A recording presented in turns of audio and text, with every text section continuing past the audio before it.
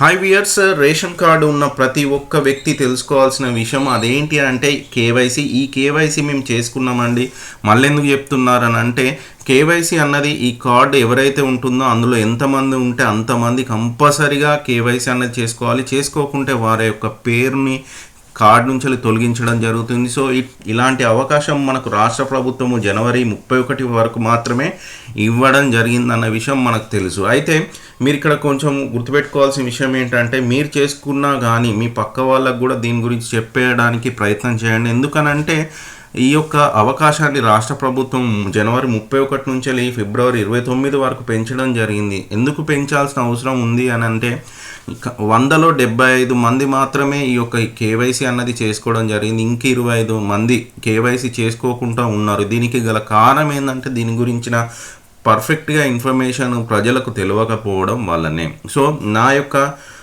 ఈ వీడియో ద్వారా కనీసమైన ప్రజలకు, కొంతమంది ప్రజలకు మీరు ఆల్రెడీ కేవైసీ చేసుకుంటే ఇబ్బంది లేదు, కానీ తెలియని వాళ్ళకు తెలిసే ప్రయత్నం చేయండి. మన వీడియోని కొంచెం షేర్ చేసే ప్రయత్నం చేయండి. లేదనుకుంటే మీ యొక్క చుట్టాలకు, చుట్టుప్రక్కల ఉన్న జనాలకు కూడా ఈ కేవైసీ అన్నది కంపల్సరీగా చేసుకోండి. దాని యొక్క అవకాశము ఫిబ్రవరి 29 వరకు ఉంది అని కూడా చెప్పండి. లేదనుకుంటే వాళ్ళకున్న కార్డు కూడా పోయే అవకాశము ఉంటుంది. సో ఇది ఫ్రెండ్స్, రేషన్ కార్డుకి సంబంధించిన కేవైసీ యొక్క డేట్ని పెంచడానికి సంబంధించిన ఇన్ఫర్మేషన్. ఒకవేళ వీడియో కనుక నచ్చితే లైక్ చేయండి, షేర్ చేయండి.